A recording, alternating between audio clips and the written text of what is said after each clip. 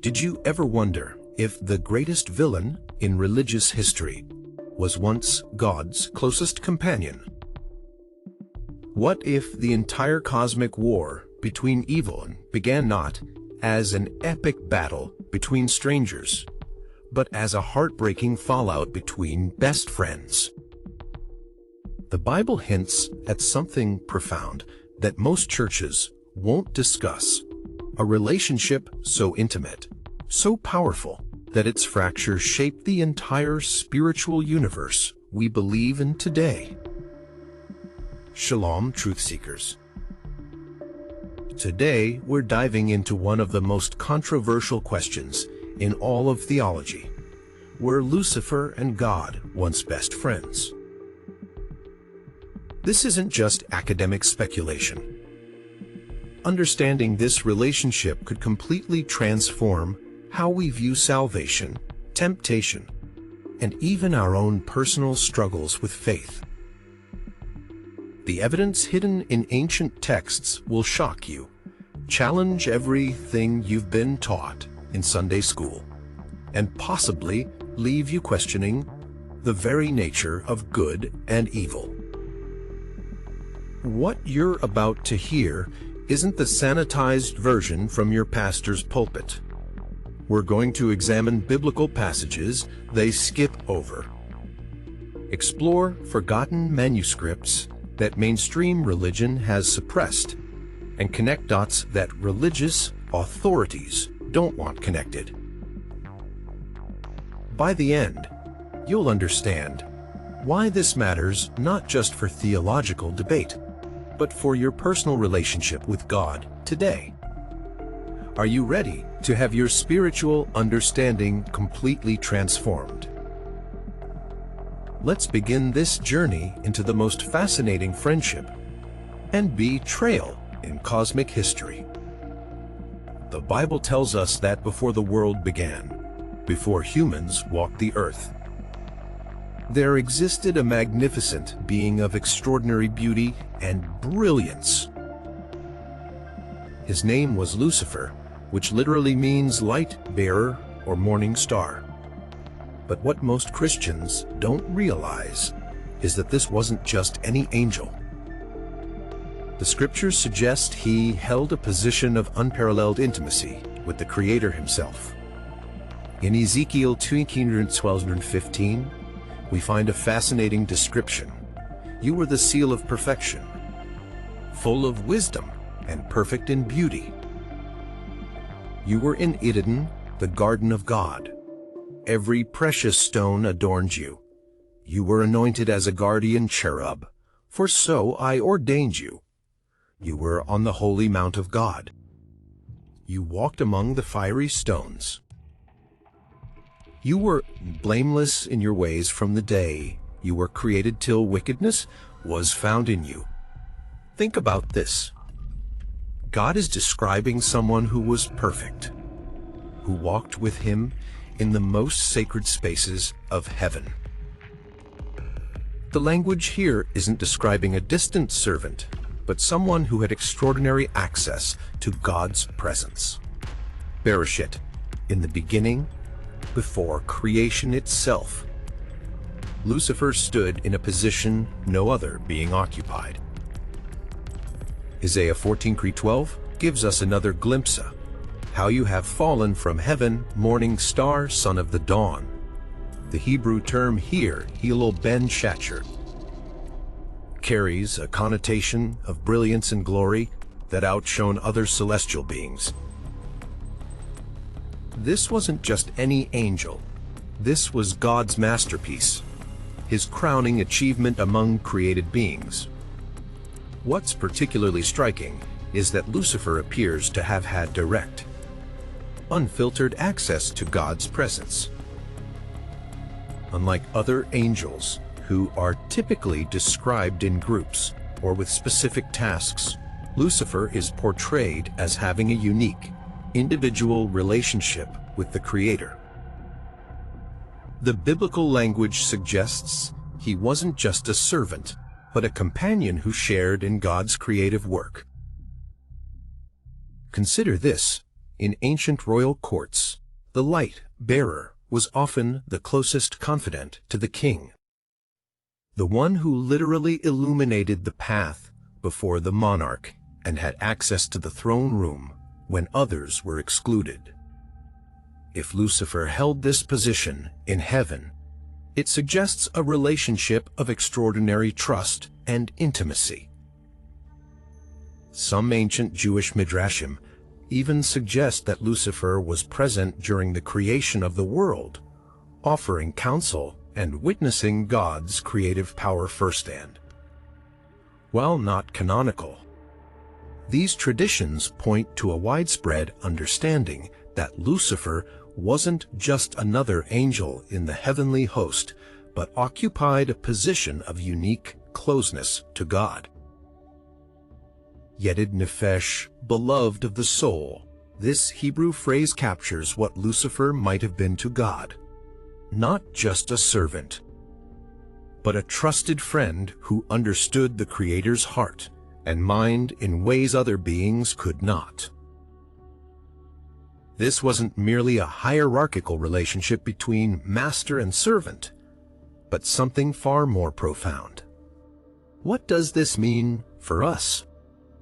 It suggests that the cosmic conflict we're caught in isn't simply between good and evil as abstract forces, but between former intimates who knew each other's hearts completely.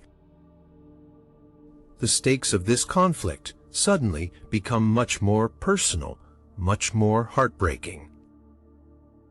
What could possibly bond the creator of the universe with a created being?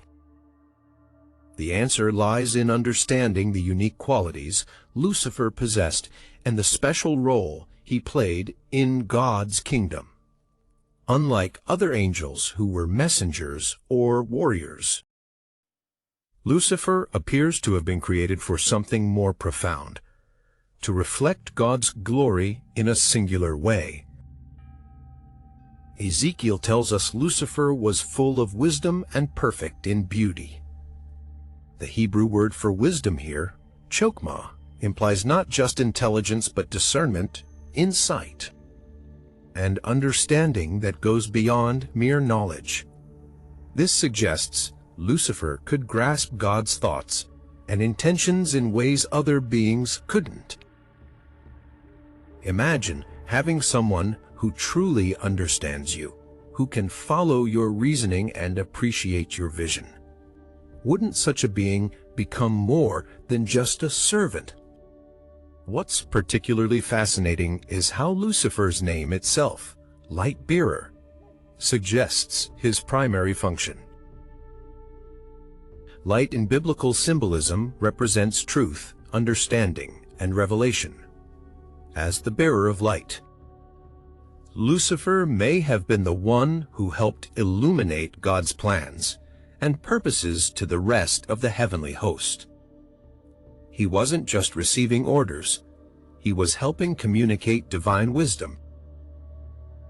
Ve'amar Elohim Yihi, or Ve'ehai, or "And God said, let there be light, and there was light." These famous words from Genesis 1:3 take on new meaning when we consider Lucifer's role. What if he was intimately involved in bringing God's light into the darkness of the uncreated universe? What if he stood beside the Creator as worlds took shape, as stars blazed into existence? The Book of Job offers another intriguing clue when it describes the creation moment, when the morning stars sang together, and all the sons of God shouted for joy. See Job 3:8-7. As the morning star, Lucifer would have been central to this cosmic celebration, perhaps even leading the heavenly chorus in praise of God's creative work. This shared creative experience would have forged a powerful bond. Anyone who has collaborated on a meaningful project understands how such experiences create deep connections. Now imagine the ultimate creative project, the formation of the universe itself. and the relationship that might develop between the creator and his chief assistant. Beyond their creative partnership, there's evidence suggesting Lucifer held a unique position of trust. Ezekiel describes him as the anointed cherub who covers, indicating he had a protective role, perhaps guarding God's holiness or the divine throne itself. This position would have required absolute trust. You don't place someone in charge of your security unless you trust them completely. Some ancient texts suggest Lucifer may have been God's confidant, someone with whom the Creator could share thoughts and plans that weren't yet ready for wider revelation. The Zohar, a foundational text of Jewish mysticism, speaks of angels who stand in the inner chamber of God's presence, privy to divine secrets. If Lucifer occupied such a position, it would explain the profound sense of betrayal that followed his rebellion. What's clear is that this wasn't a casual association, but a deep bond forged through shared purpose, mutual understanding, and intimate proximity. God and Lucifer weren't distant acquaintances, but beings who experienced the dawn of creation together, who shared in the joy of bringing order to chaos and light to darkness. Can you imagine the conversations they must have had? The plans they discussed, the moments of shared triumph as galaxies spiraled into existence and planets found their orbits. This wasn't just a boss and employee relationship. This was a profound connection that transcended typical hierarchical boundaries. Every friendship has its breaking point. For God and Lucifer, that moment changed the course of cosmic history. What could possibly drive apart beings who had shared such profound intimacy? The answer reveals something crucial about both God's nature and Lucifer's heart. Isaiah 14:3-14 gives us the most direct insight into Lucifer's fateful decision. You said in your heart, I will ascend to the heavens. I will raise my throne above the stars of God. I will sit enthroned on the Mount of Assembly, on the utmost heights of Mount Zaphon. You will ascend above the tops of the clouds. I will make myself like the Most High. Notice the repeated phrase, I will. 5 times Lucifer declares his intentions, each one revealing a heart increasingly focused on self-exaltation, rather than serving his Creator. This wasn't a sudden impulse, but a gradual shift in perspective, from appreciating his privileged position to coveting God's very throne. What triggered this transformation? Many theologians point to the creation of humanity as the pivotal moment. Genesis 1:26 records God saying, "Let us make mankind in our image, in our likeness." This plural language has long fascinated scholars. Who was God speaking to?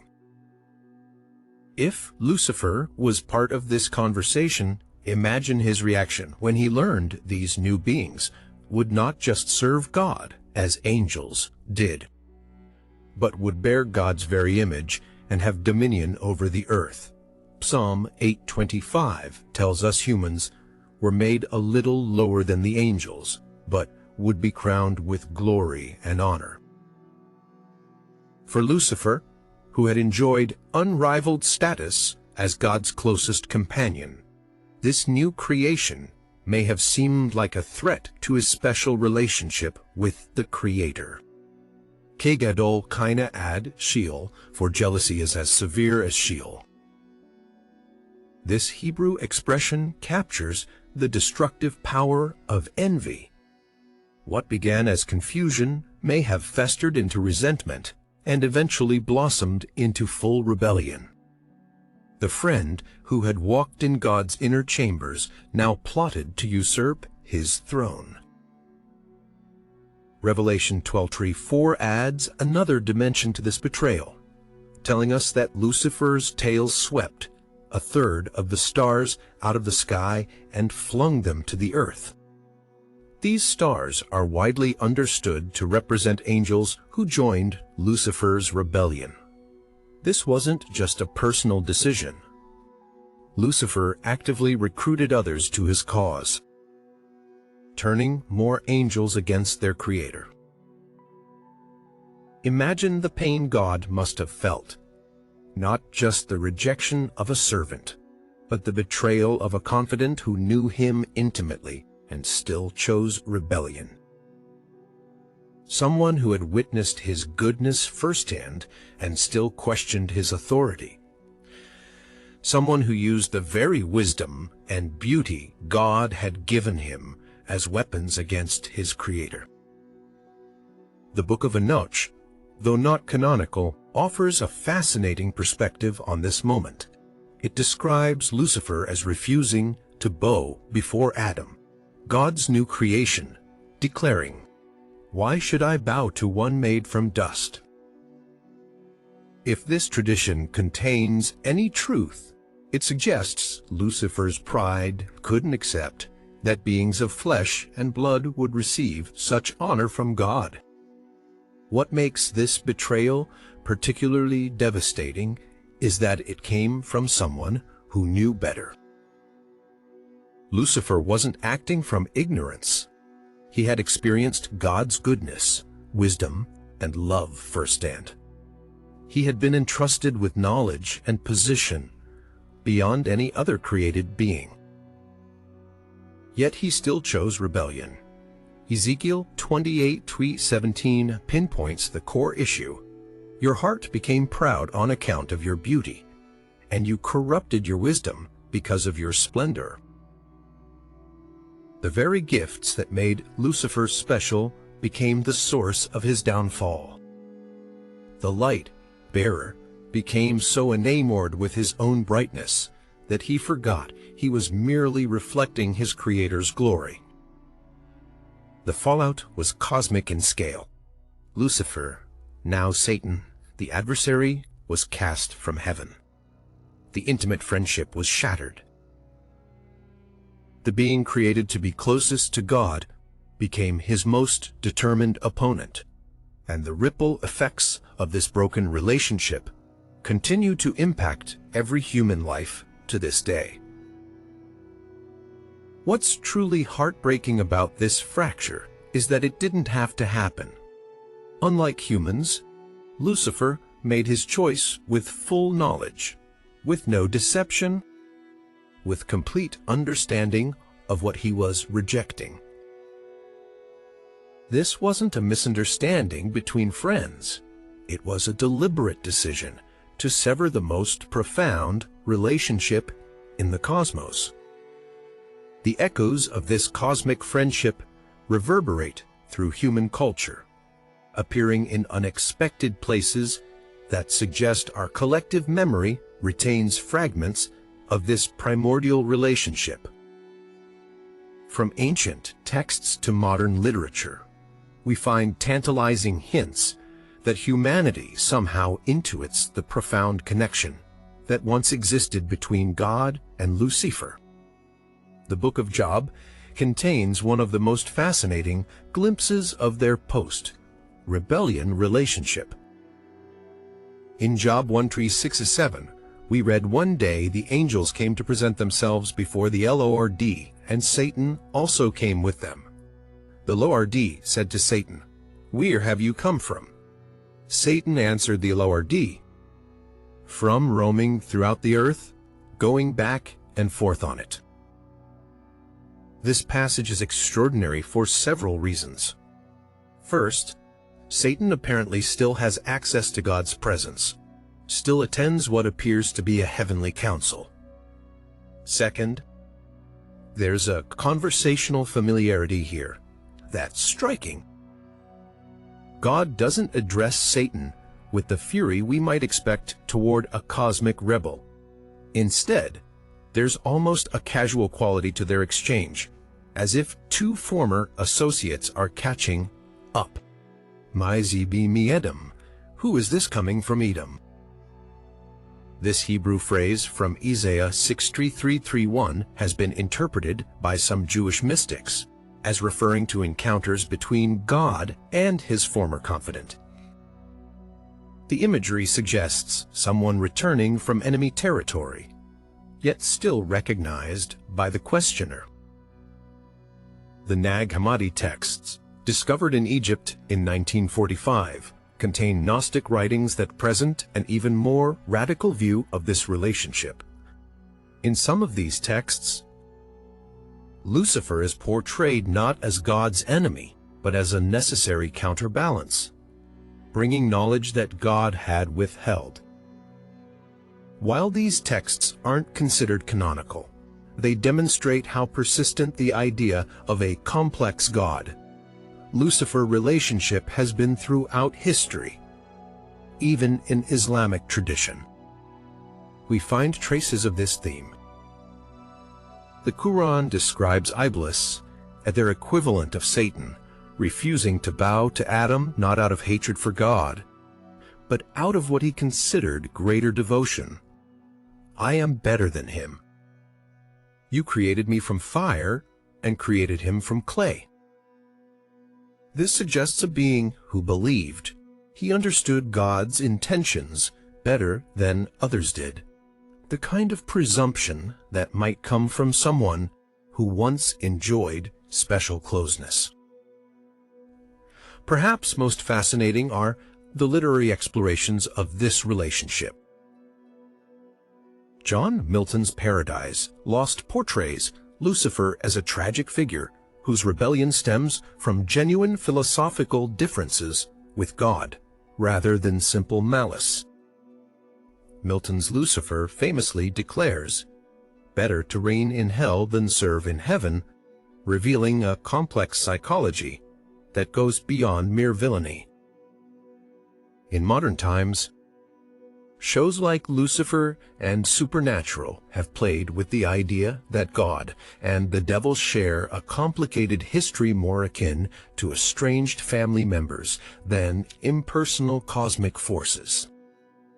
While these are fictional interpretations, their popularity suggests they touch something in our collective understanding of this relationship. What's particularly interesting is how these cultural echoes often portray Lucifer not as inherently evil, but as someone who made a catastrophic choice that transformed him from beloved to adversary. This aligns with the biblical account, which never describes Lucifer as created evil, but rather as perfect until iniquity was found in him. Some ancient Jewish commentaries even suggest that Lucifer's name is never completely erased from God's memory.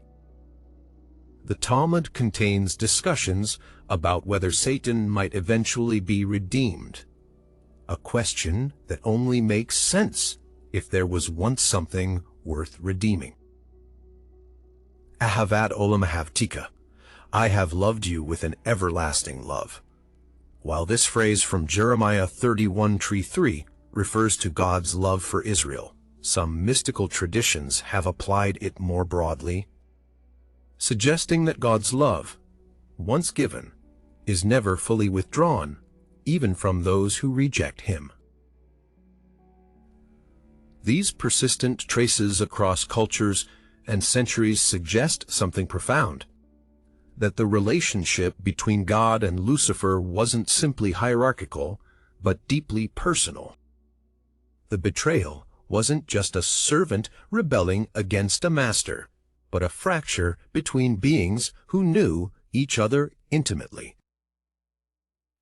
Could it be that we're drawn to these stories because they reflect something fundamental about our own relationship with God? Like Lucifer, we too were created for intimate fellowship with our Creator. Like him, we too have chosen independence over submission. And like him, we face the consequences of that choice.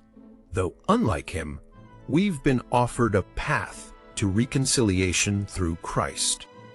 If God and Lucifer were indeed once the closest of companions, the implications are staggering. This isn't just ancient history or theological trivia. It reshapes our understanding of the entire cosmic drama we're part of and raises profound questions about relationships, free will, and the very nature of good and evil.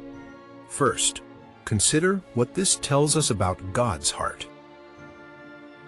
The Creator of the universe desired not just servants, but friends, beings who could appreciate his nature and share in his work. John 15:15 records Jesus telling his disciples, "I no longer call you servants. Instead, I have called you friends." This wasn't a new divine impulse, but continuation of God's original design for relationship. Ani Ladodi V. Dodi Li. I am my beloved's, and my beloved is mine. This beautiful phrase from Song of Solomon 6:23 captures the mutual belonging that God desires with his creation. If even Lucifer was offered this kind of intimacy, how much more does God desire it with humans made in his image? The fracture between God and Lucifer also illuminates the true nature of sin. At its core, sin isn't just breaking rules. It's breaking relationship. It's choosing self-exaltation over loving submission. Lucifer's fall wasn't primarily about actions, but about a heart that turned from worship to self-worship. This raises uncomfortable questions about our own hearts. How often do we, like Lucifer, use God's gifts to us, our intelligence, talents, positions, as platforms for pride rather than channels for service? How often do we mistake reflected glory for our own light? 1 Corinthians 4:7 challenges us. What do you have that you did not receive? And if you did receive it, why do you boast as though you did not? Perhaps most provocatively, this relationship forces us to reconsider the nature of cosmic conflict. If Satan was once God's intimate friend, then the battle between good and evil isn't simply between opposing forces, but between former intimates who know each other's ways. Satan doesn't attack humans randomly. He targets precisely what he knows matters most to God's heart. This perspective also sheds light on Satan's tactics. Notice that in Genesis 3, his first recorded words to humans question God's goodness and truthfulness. Did God really say? He attacks precisely the trust that forms the foundation of relationship, the very trust he himself betrayed. He tempts us to repeat his own fatal error. Some have wondered whether reconciliation between God and Satan is possible. The Bible doesn't directly address this, but Revelation 20 describes Satan's final judgment without any mention of redemption. Unlike humans, for whom Christ died, there appears to be no path back for the former light-bearer. Is this because his rejection, made with full knowledge and without deception, represents a final choice? Or is it because the nature of angelic beings differs fundamentally from humans in ways we don't fully understand? Teshuvah, the Hebrew concept of return and repentance, seems unavailable to Satan. This raises profound questions about the nature of free will and its consequences. Can a choice made with perfect knowledge ever be unmade? Is there a point where rebellion calcifies into permanent identity? The story also challenges our understanding of God's sovereignty. Did God know Lucifer would rebel when he created him? If so, why create a being destined to become his adversary? Some theologians suggest that true love required true freedom, and true freedom included the possibility of rejection. God valued relationship highly enough to risk betrayal. For us today, this ancient friendship and its fracture offer both warning and hope. Warning, because we see the devastating consequences of pride and self-exaltation. Hope, because unlike Satan, we have been offered reconciliation through Christ. Romans 5:10 reminds us, "For if, while we were God's enemies, we were reconciled to him through the death of his Son, how much more, having been reconciled, shall we be saved through his life?" Perhaps the most profound question is this: if God offered such intimate friendship to Lucifer, a created being, how much more does he desire deep relationship with humans made in his very image? John 17:3 defines eternal life, not as endless duration but as knowing God. This suggests that what Satan rejected is precisely what we're offered: genuine intimacy with the Creator. The broken friendship between God and Lucifer stands as both cosmic tragedy and urgent warning. It reminds us that no position, no privilege, no proximity to holiness can protect us if our hearts turn from worship to self-worship. But it also reveals the extraordinary relationship God desires with his creation, a relationship worth protecting at all costs. What if the ongoing conflict between God and Lucifer isn't just random warfare, but a strategic contest between former intimates who know each other's methods perfectly? This cosmic chess match has been playing out across human history, with each move and countermove revealing something profound about both players. Consider the Garden of Eden. Satan's approach wasn't a frontal assault, but a subtle questioning of God's goodness. Did God really say, "You must not eat from any tree in the garden"? Genesis 3. This wasn't random. It was a targeted strike at what Satan knew from personal experience, that trust forms the foundation of relationship with God.